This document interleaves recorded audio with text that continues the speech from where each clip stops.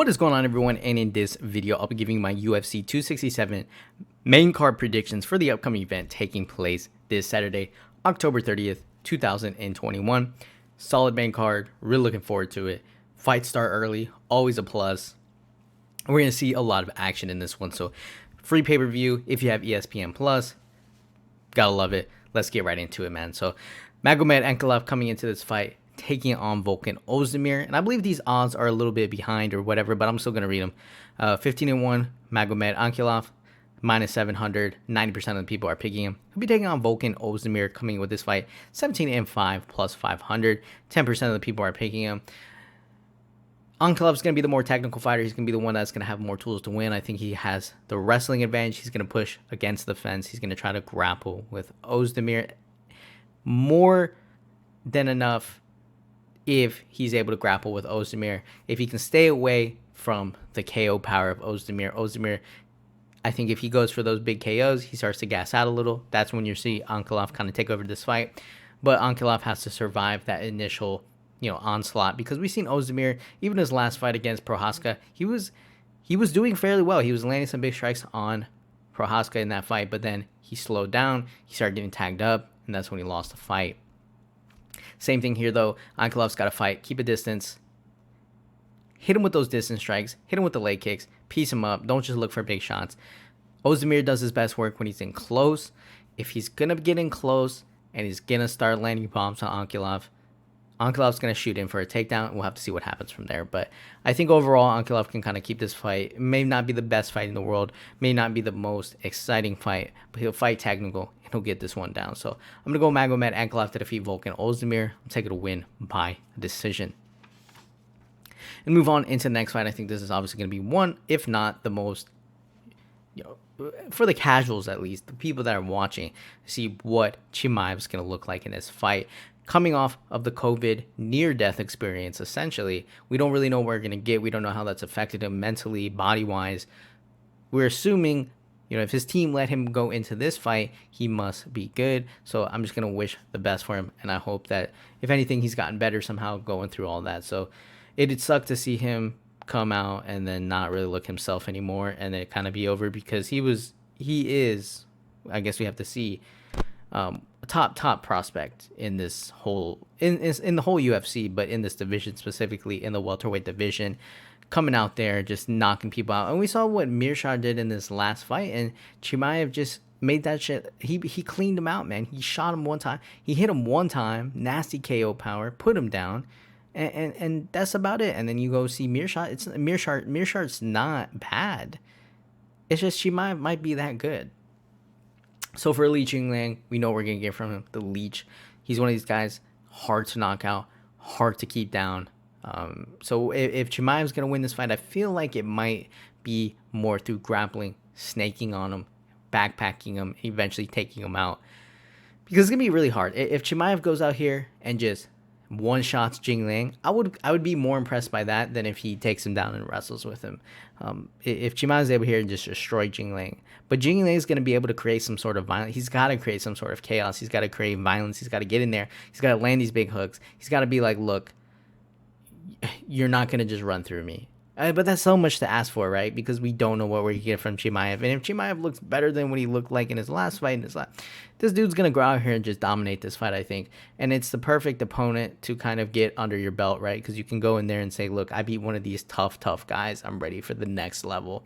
I mean, he was going to fight Leon Edwards or something like that. So, I mean, he was already going to start fighting like top level guys, and then everything happened. So we'll see here. This is a perfect fight for him to get back, but it's gonna be a tough thing. And I think more so just tough as in like, let's see if Chimaev can finish him, because if he rolls through Jingliang, man, it's gonna be nasty. It's gonna be really nasty, and Chimaev's gonna get some big opportunities within the next year. So we'll see what happens, but I'm gonna go Khamzat Chimaev. I think maybe he's not able to finish him on the feet, so he goes to the ground, and I think he'll be able to kind of manhandle Jingliang on the floor and just climb on top of him, whether it's hit him with a submission, hit him with ground and pound to a submission. I think he gets a submission. So I'm going to go Khamzat Chimaev. I don't know if he's going to be able to do it in the first round, because Jingliang is going to be really game, and I don't think he's going to want to go into this fight and get steamrolled within like the first 10 seconds. So I'm going to go Khamzat Chimaev to defeat Li Jingliang by round 2 submission. And then move on into the next fight, and we have Alexander Volkov, and he'll be taking on Marcin Tybura. Volkov coming into this fight 33-9, minus 300. 81% of the people have picked him. Marcin Tybura 22-6, plus 250. 19% of the people have picked him. And for this one, Alexander Volkov, obviously going to be the better striker, all around better striker, to the body, leg kicks, to the leg kicks to leg kicks in itself to the legs. Combinations, really long combinations. He fights with good distance. He's pretty aggressive too. He'll get in your face and start unloading combination. He has very good volume. He doesn't get hit as much as he outputs, so that's fairly good.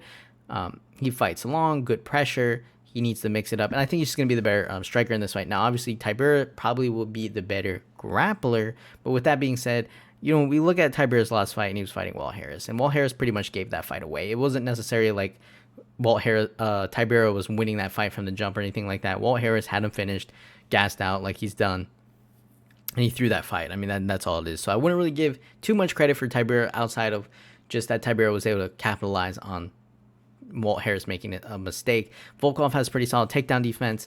I just think this is Volkov's fight to lose. I think he's going to go there. He needs to be aggressive, press forward, light Tybura up, not get taken down, and I think he's going to be able to do that. I just don't see how he doesn't. And I think if he's able to keep lighting him up on the feet, I think we'll see Alexander Volkov. I mean, he's fought top-level guys as well. He's just coming off of a decision loss to Cyril Gane, who could be the future champion. So that's not necessarily a bad loss to have. But I'm going to take Alexander Volkov on this one. I'm going to take him to defeat Marcin Tybura, round 3, KO, TKO. Move on into the next fight. We have Islam Makhachev taking on Dan Hooker, 20-1. Minus 625 favorite. Makhachev is 81% of the people are picking him. He'll be taking on Dan Hooker, 21-10 plus 450, and then 19% of the people are picking him. For Islam Makhachev, we know what we're gonna get from him. He's a grinder. He has solid striking, but he prefers to probably grapple, take you down, drown you, take you down, drown you, take you down, drown you, and keep doing the same thing over and over again. Work to get a submission, to get that rear naked choke. He's just going to keep climbing all over you, light you up on the feet. But I would say he primarily wants to take you down so he can just absolutely destroy you on the feet, on the ground. And then for Dan Hooker, he's a wild man. Really good movement, really good. He has some creativity to him, right? So Islam Makhachev gets a little bit crazy here, dives down for a takedown, gets flying knee to the dome. That could be very well be something. Hooker, he's ready to fight. He wanted this fight really badly, so you got to give him credit. But he's gonna have to do a lot, right? He's gonna have to stop those takedowns. He's gonna have to light Makhachev on the feet. So when the fight's on the feet, Hooker's gonna have to do enough to make Makhachev dive in for a takedown. And then when Makhachev goes in for a takedown, Hooker's gonna have to pretty much do enough to kind of say, look, that's your only way to win. And he's going to have to be doing like offensive submissions off his back and stuff like that. I mean, he has to really do a lot, I think, more than what Makhachev's going to have to do, because I think if Makhachev gets Dan Hooker down, he's going to keep getting him down. We'll have to see if it's a hard thing for Makhachev to take Hooker down, whether or not that works or whatever. But I think Hooker, again, much like when these fights seem to be, I don't want to say purely one-sided, but where we kind of think like one thing's going to happen, the other guy needs to do something right away and set the tone and be like, you're not doing that to me. So like if Dan Hooker blocks like 2 takedowns and starts pouring on Makhachev, he's going to really have some success there. And he can fight distance. So I mean, Dan Hooker could give him some looks, he could give him some trouble if he's fighting too far from him, keeping that distance, landing some good combinations from afar, going in and out, never standing right in front of him, backing himself up into the middle of the octagon, and then Makhachev shooting on him. If anything, Hooker should probably back up into the fence so he has some more support to defend those takedowns. But if Hooker kind of tries to be too aggressive, I think Makhachev takes him down in the center of the octagon and kind of works on him throughout that too. So it's going to be hard, man. It's going to be hard for Dan Hooker to win this fight. And not saying it's not possible. He can land something crazy. You never know. We've seen Makhachev take some shots, take that KO. I believe it was like Adriano Martins was able to get him. So we have to see. But I do think Islam Makhachev, man, like this dude's gonna, he's so like determined to get those takedowns, like a lot of these Russians are. And once he gets them, he just starts drowning you, man. And it's it's hard. It's just hard because you get up and you like throw a couple strikes and then you get taken down, and you're thinking so much about getting taken down that you really just aren't able to do anything else. So I'm gonna go Islam Makhachev on this one, man. I think Dan Hooker's game though, so I don't want to say he's gonna get destroyed. So I'm gonna go Islam Makhachev to defeat Dan Hooker. I'll take a win by a decision. And then move on into the next fight, and we have Peter Yan 15-2 minus 240. 67% of the people have picked him. He'll be taking on Cory Sandhagen 14-3 plus 200 underdog. 33% of the people are picking him. Now I took Cory Sandhagen to defeat TJ Dillashaw, and granted, although it was a pretty close fight, you know, maybe Dillashaw did a little bit more or whatever, but I took Cory Sandhagen. It is what it is, right? He fought a good fight. He's one of these guys he's always going for these creative things, flying knees. He'll try to triangle you in midair, stuff like that. But he's a wild man, right? So he's gonna come out here and he has to do something wild in this fight because it's just this whole division's kind of weird. Aljamain Sterling is the champion technically, even though Peter Yan probably would have continued to beat on him for that fight. But either way, Jan's coming into this fight. Tanky guy. He kind of reminds me of Volkan Oezmir, but at a smaller division. Peter Yan's coming into this fight. He closes the distance well. He switches up to land a bunch of combos. He's always switching, but then he's doing it so he can land combos. He tries to get you exposed and then comes over with hooks. Big power. You know, he wants to pressure you against the cage. He can take you down as well. He has a very high pace. He has a very high output of strikes.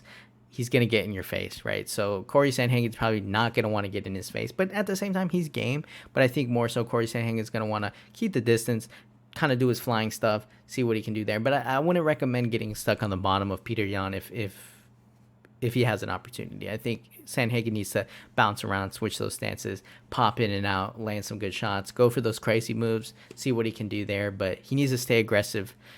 He's going to have a little bit of a reach advantage, but Yan closes that distance well, so it's gonna be interesting to see how Sandhagen is able to deal with like the constant pressure of Yan and see if he's able to get off any offense on Yan, because Yan's gonna stay in his face. But at the same time, you know, if Yan slips up or something like that and Sandhagen just comes out of nowhere flying with the flying knee, I mean, he could be the champion. So it's crazy to see, or the interim champion, whatever. But it's crazy to see what's happening right here. Sandhagen does also a very good job at having like his opponents overextend, and then he comes back, hits him with a 1-2. He kind of gets you to chase him, and then like he kind of does that bull thing where you're chasing after a bull, and then you come back over the top, stick him with the little sticks or whatever. That's kind of what Sandhagen does. He gets people to kind of come to him, and then he steps out of the way, and then pop, he just starts landing some big shots. So we'll have to see. But I do think Jan's pressure, man, it's just, he's a dominant guy. He wants to get in there. He wants to fight. This is going to be a really good fight. I think it's going to be a competitive fight. I wouldn't count on either guy. I think a lot of people are counting out Sandhagen. I understand that Jan's pretty dominant, but man, I think this will be one hell of a fight, though. I think this will be one hell of a fight. I think this bantamweight division is pretty fun right now. So I'm going to go Peter Yan on this one. I just think that aggression and the constant pressure, man, it's just so hard to deal with. It's going to be hard for Sandhagen to deal with. And Yan, he's tough bastard. So I'm going to go Peter Yan on this one. I don't think he's going to, like, destroy Sandhagen by any means. So I'm going to go Peter Yan to defeat Cory Sandhagen. If he's able to dodge some of this crazy stuff, I'll take a win by decision. And move on into the main event of the evening. We have Jan Błachowicz taking on Glover Teixeira. He'll be going into this fight. Błachowicz 28-8 minus 300 favorite. 80% of the people are picking him. He'll be taking on Glover Teixeira 32-7, a plus 250 underdog. 20% of the people are picking him. So for Jan Błachowicz, not really good at picking Jan Błachowicz fights, because every time I pick against him, or when I do pick him, he lost, whatever. So don't really have, good picks for him. So probably pick him, right, because I'm going with Glover Teixeira. But I do think I'm going with Glover Teixeira because I think his grappling, man, like, this guy is one of these guys where it's like he's been around for a long-ass time. He's fought best of the best. And sometimes he gets really hurt, but then he comes back, and next thing you know, he's snaking up on top of you on your back, locking in shit, just ground and pounding you to the... So it's crazy, man. Like, Glover Teixeira, he's been here forever. Jan Błachowicz, too, a veteran in the game, but Teixeira, man, his boxing in tight is just nasty. Like, he can land some nasty shots and nasty combinations, and then at the same time he can close that distance, so he can start backpacking you and just dominating you in the grappling exchanges. It's crazy, and he has a pretty solid chin. He can definitely eat some shots. Both guys can throw nasty shots though, but I would say combination wise, I would say Teixeira is probably better with the combinations. I think Błachowicz isn't necessarily mixing everything up. I think, but then at the same time, Błachowicz hits hard as shit. So he hits Glover with a 1-2 and he puts him to sleep. Błachowicz definitely throws some nasty shots. Both guys are BJJ black belts, so even though I think more people probably think Teixeira is going to be the offensive grappler in this one, you never know what we're going to get from Błachowicz, because he could be a defensive submission kind of guy. We don't know what we're going to see, but I do think Glover, if he can close this distance, if he can start landing shots on the inside, dirty box with him, and then threaten with that grappling exchange, kind of wear on him. But both guys have really good cardio too, which is crazy, man. These guys are a little bit older for fighters, so it's crazy to think both guys have really good cardio. It's gonna be a close fight. I think it's gonna be an entertaining fight. Well, I guess it's a close fight until one of these dudes get clipped really badly, and the next thing you know, they're not there anymore. But sometimes Teixeira, he takes like a lot of damage, and the next thing you know, he like wakes up and gets better as he gets hit more. We saw that against Anthony Smith. Anthony Smith was piecing him up in that fight, and then out of nowhere, Teixeira just starts landing bombs on him, and he starts taking him down, and then he's able to get that win. So, yeah, I mean, I think, and this is a good fight for Teixeira as well, because unlike when Błachowicz fought Israel Adesanya, Teixeira obviously is going to be a good grappler, and he's a good striker. So for Israel Adesanya, he kind of knew, like, if Błachowicz takes me down, I'm kind of screwed. That's not going to happen here, right? Teixeira doesn't have to really worry about getting taken down, because he's going to be the one taking Błachowicz down. But I think this is one hell of a war fight, man. I think this is going to be, because both guys have good grappling, because both guys know that, like, probably neither one of them is going to get takedown after takedown or something like that. They're going to really have to hurt each other first and then probably go for that. It's going to be one hell of a fight, I think. It's going to be one hell of a fight. But, man, Glover, it's like every time you look at him and you think, oh, he's going to get his ass beat. And the next thing you know, he's winning these fights. So both guys very tough. It could come down to just who gets hit once, right? It's not like, oh, one guy's dominating the fight for 5 rounds. I just think it could, Glover lands some nasty inside shots in the clinch or something like that, and then Błachowicz looks like he's about to die. Or early on, Błachowicz just lands a nasty combination on Teixeira, and Teixeira's like, oh, shit. But then you never know, right? Teixeira comes back and chokes him out or something like that. But I think it's a nasty fight either way. I don't really see Teixeira necessarily knocking Błachowicz out violently or anything like that. I think if anyone gets knocked out violently, I think Błachowicz is probably going to one-shot Teixeira. But then at the same time, Błachowicz could probably win via submission, and then at the same time, Teixeira probably could knock him out too, right? You've seen how these guys punch. You get hit a couple times by these guys, and it's just not going to be good. So I'm going to go Glover Teixeira. I think if he can get in tight and start working on his like clinch striking and just close that distance and start wearing on Błachowicz and work for those, it's gonna be hard to keep him off of him, basically, unless Błachowicz is able to hurt him. But I just think Teixeira, man, he's like one of those guys you think like, oh no, he's probably gonna get his ass beat, and then next thing you know, he's out there knocking people out, submitting them, full mounting guys, and just dominating guys that like Anthony Smith, man. Anthony Smith is not a bad fighter, so look what he's been doing, right? So it's crazy. Even though, like, you could argue that Anthony Smith, hole in his game might be his grappling, but even then, Teixeira's getting his ass beat. And then obviously for Błachowicz, he's tough bastard as well. So I think it will come down to, like, who has the better grappling and just who's able to land the better shot selection. So I'm going to go Glover Teixeira on this one.